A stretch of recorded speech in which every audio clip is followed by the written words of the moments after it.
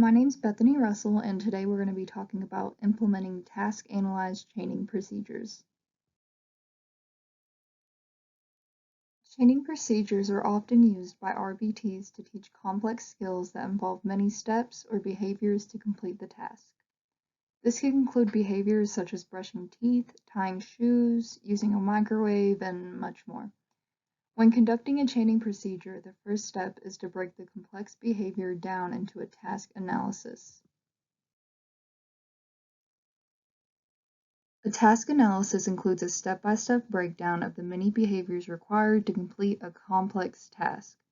The skill is trained on the mastery of each step, and clients should receive prompting from the trainer until correct responses are given to promote errorless teaching. And on the left, you can see an example of a task analysis. The steps of hand washing are broken down for you. So now we're going to get into the types of chaining procedures. We'll start with forward chaining.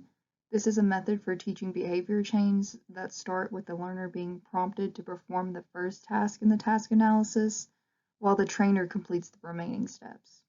After the client has shown mastery in the first step, they are then prompted to do the first and second step of the task analysis. This process continues till the client has learned all steps in the task analysis from start to finish.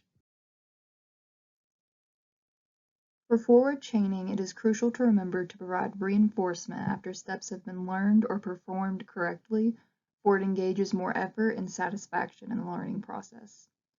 Forward chaining is helpful in teaching behaviors that must be performed in a sequence. This could be things like tying your shoes or dialing a phone number. An example of forward chaining would be learning step by step how to brush your teeth, from turning the sink on to putting the toothbrush back where it belongs.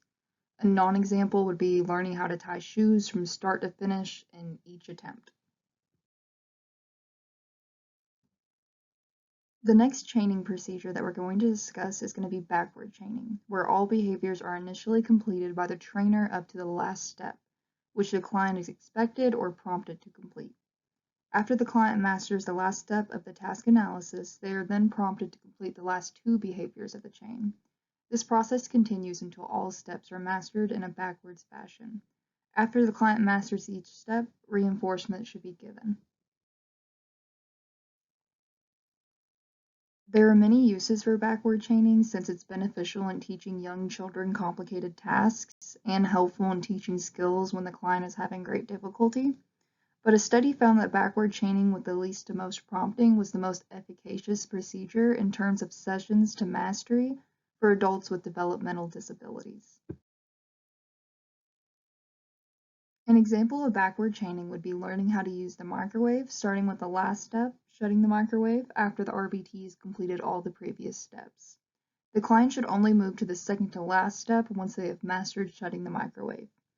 A non-example of backward chaining would be learning how to use a microwave, starting with the client completing the last step and the RBT then completing the previous steps after the client is finished. The last type of chaining procedure we're going to discuss is going to be total task, which is a variation of forward chaining where the learner is prompted to complete the first and last step of the chain. Prompting is given when necessary, and with this chaining procedure, each step is trained daily versus one step being trained at a time. An example of this would be prompting a client to complete an entire task, such as making a phone call, and only prompting when the client is stuck. A non-example would be prompting a client to complete an entire task, such as cleaning up, and making the client stop and restart if they mess up. You should provide prompting if they do not give the correct response. Total task is useful when a client has shown independence in several steps of the chain. If a client were to still be struggling with many steps, this procedure could be too overwhelming and time-consuming. Total task can be used to identify steps in the task analysis that the client still needs prompting for, so that they can only provide prompts for those steps. Prompting is then faded until the client can complete the entire behavior chain on their own. These are the two APA sources that I used to complete this assignment, and thank you for listening and watching.